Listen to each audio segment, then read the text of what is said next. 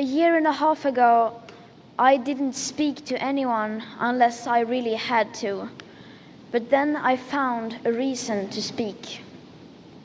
Since then, I've given many speeches and learned that when you talk in public, you should start with something personal or emotional to get everyone's attention. Say things like, "Our house is on fire, I want you to panic," or "How dare you?" But today I will not do that, because then those phrases are all that people focus on. They don't remember the facts, the very reason why I say those things in the first place. We no longer have time to leave out the science. For about a year, I have been constantly talking about our rapidly declining carbon budgets over and over again. But since that is still being ignored, I will just keep repeating it. In Chapter 2, on page 108 in the SR 1.5 IPCC report that came out last year, it says that if we are to have a 67% chance of limiting the global temperature rise to below 1.5 degrees Celsius, we had on January 1st, 2018, 420 gigatons of CO2 left to emit in that budget. And of course, that number is much lower today, as we emit about 42 gigatons of CO2 every year, including land use. With today's emissions levels, that remaining budget will be gone within about 8 years. These numbers aren't anyone's opinions or political views. This is the current best available science. Though many scientists suggest these figures are too moderate, these are the ones that have been accepted through the IPCC. And please note that these figures are global and therefore do not say anything about the aspect of equity, which is absolutely essential to make the Paris Agreement work on a global scale.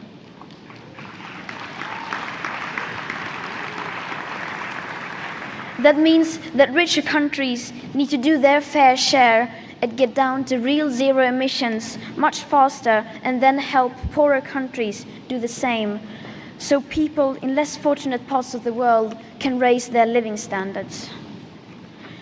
These numbers also don't include most feedback loops, non-linear tipping points, or additional warming hidden by toxic air pollution. Most models assume, however, that future generations will somehow be able to suck hundreds of billions of tons of CO2 out of the air with technologies that do not exist in the scale required and maybe never will. The approximate 67% chance budget is the one with the highest odds given by the IPCC. And now we have less than 340 gigatons of CO2 left to emit in that budget to share fairly. And why is it so important to stay below 1.5 degrees? Because even at 1 degree, people are dying from the climate crisis. Because that is what the United Science calls for, to avoid destabilizing the climate, so that we have the best possible chance to avoid setting off irreversible chain reactions, such as melting glaciers, polar ice, and thawing Arctic permafrost. Every fraction of a degree matters. So there it is again. This is my message. This is what I want you to focus on. So please tell me, how do you react to these numbers without feeling at least some level of panic? How do you respond to the fact that basically nothing is being done about this without feeling the slightest bit of anger? And how do you communicate this without sounding alarmist? I would really like to know. Since the Paris Agreement, global banks have invested $1.9 trillion in fossil fuels. 100 companies are responsible for 71% of global emissions. The G20 countries account for almost 80% of total emissions. The richest 10% of the world's population produce half of our CO2 emissions, while the poorest 50% account for just 1/10. We indeed have some work to do, but some more than others. Recently, a handful of rich countries pledged to reduce their emissions of greenhouse gases by so and so many percent by this or that date, or to become climate neutral or net zero in so and so many years. This may sound impressive at first glance, but even though the intentions may be good, this is not leadership. This is not leading, this is misleading. Because most of these pledges do not include aviation, shipping, and imported and exported goods in consumption. They do, however, include the possibility of countries to offset their emissions elsewhere. These pledges don't include the immediate yearly reduction rates needed for wealthy countries, which is necessary to stay within the remaining tiny budget. 0 in 2050 means nothing if high emission continues even for a few years, then the remaining budget will be gone. Without seeing the full picture, we will not solve this crisis. Finding holistic solutions is what the COP should be all about. But instead, it seems to have turned into some kind of opportunity for countries to negotiate loopholes and to avoid raising their ambition.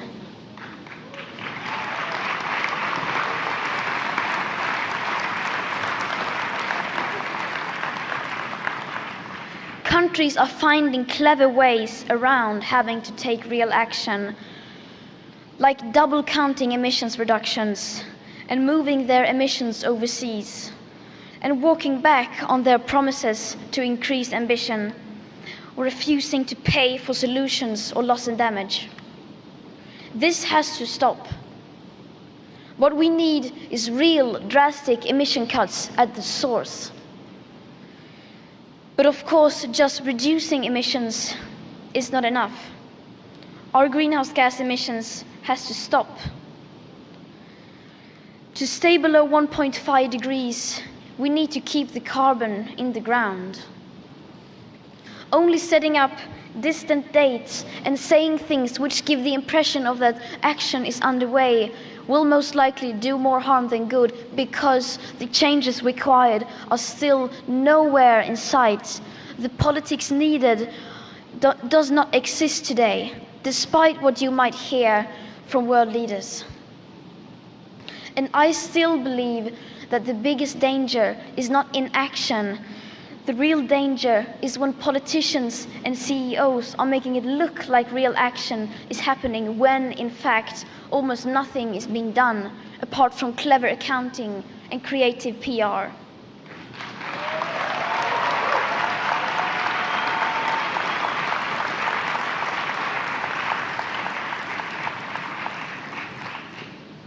I have been fortunate enough to be able to travel around the world.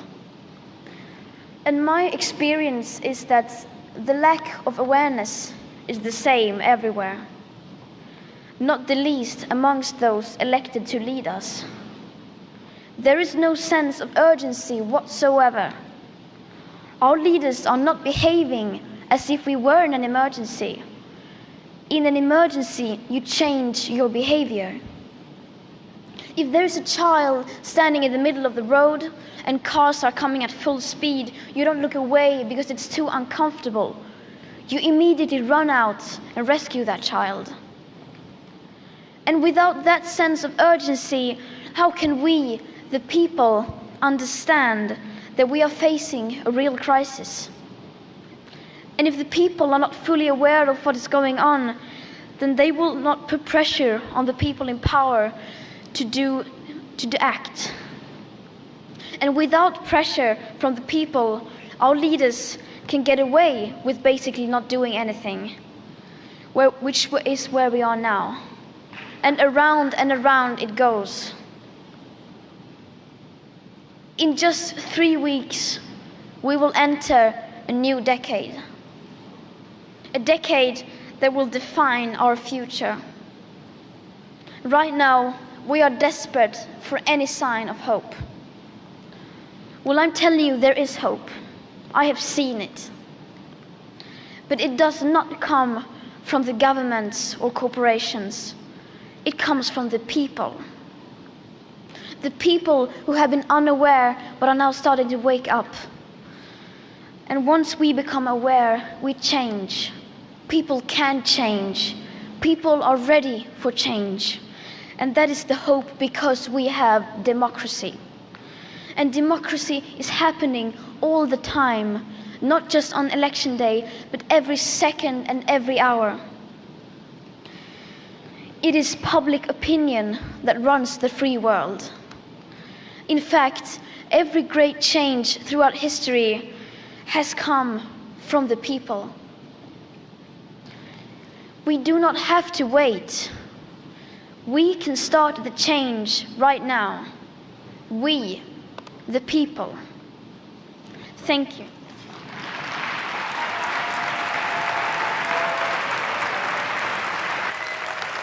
Jennifer, bring that chair closer, please. Not a chair. Bring that chair